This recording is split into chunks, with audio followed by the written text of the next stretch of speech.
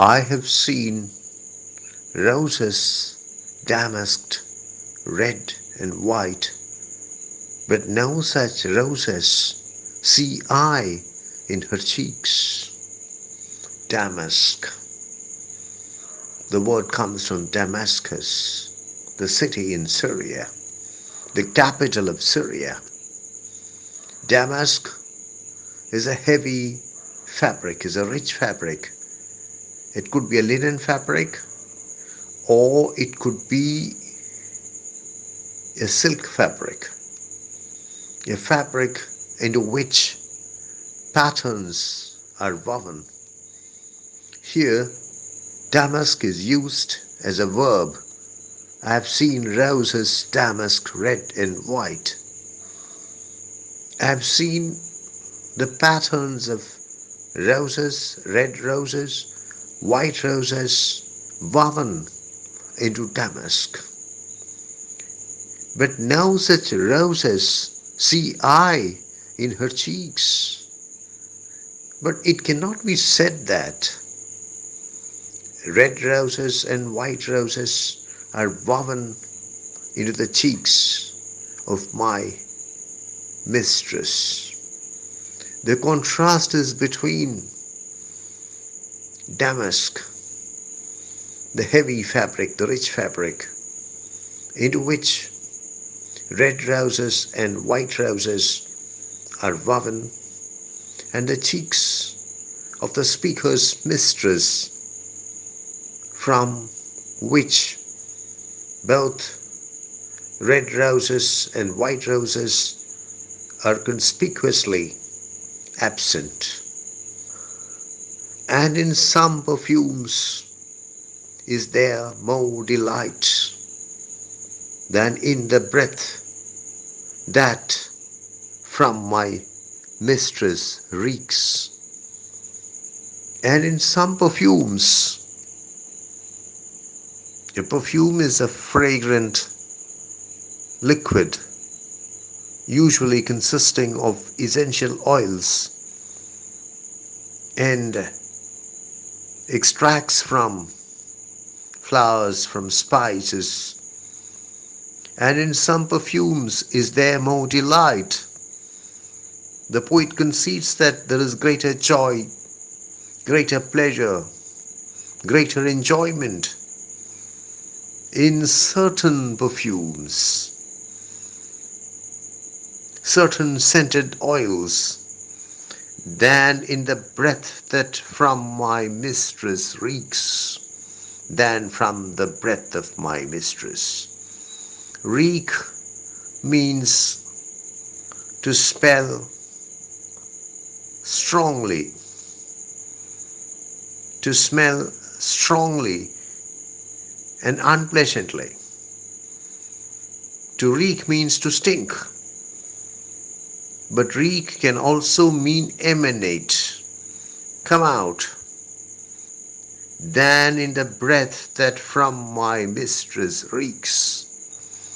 The contrast is between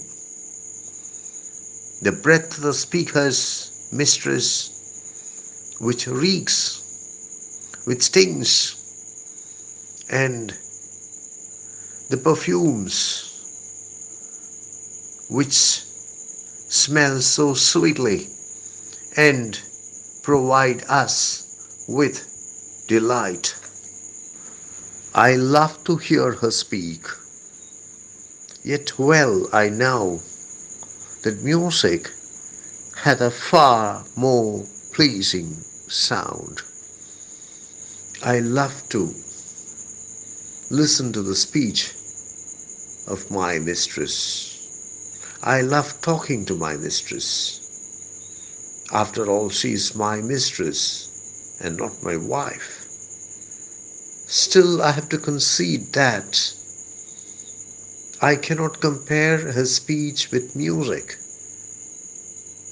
because music is far more enjoyable than the speech of my mistress.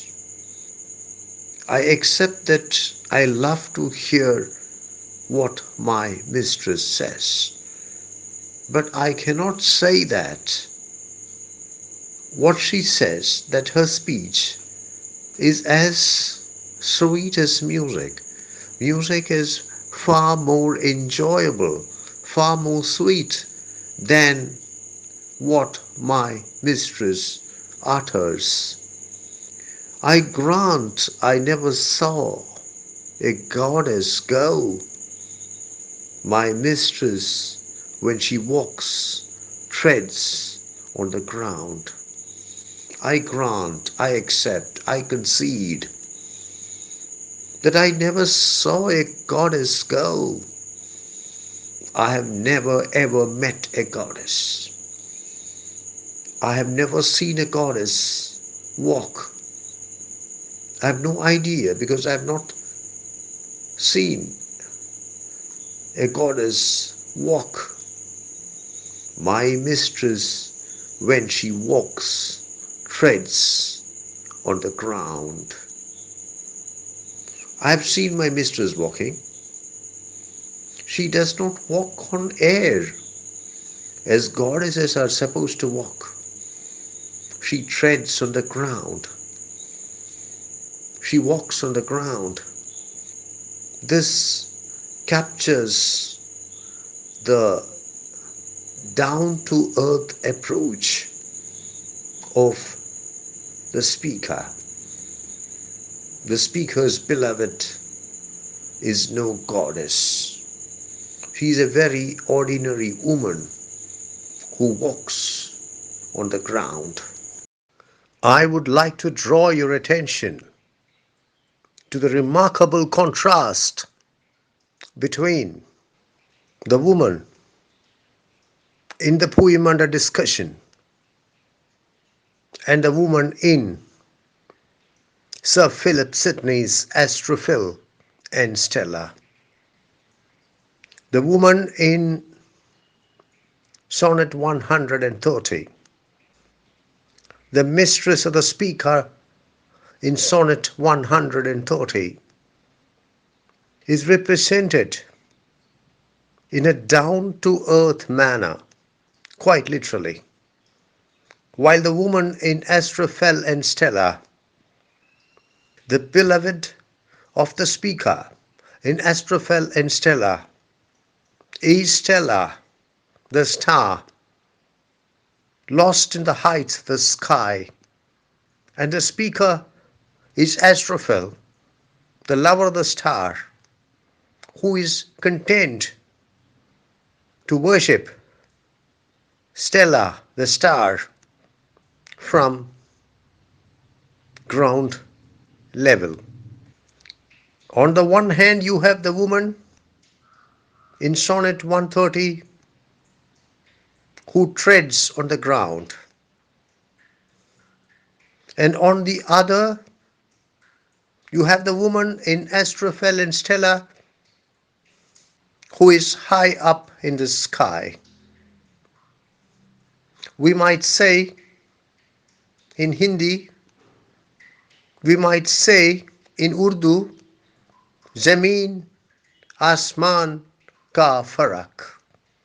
The infinite distance between the two women, the infinite distance between the woman who walks on the ground and the woman high up in the sky is reflective of the extraordinary revolution engineered by William Shakespeare within the framework of the sonnet tradition by writing Sonnet 130.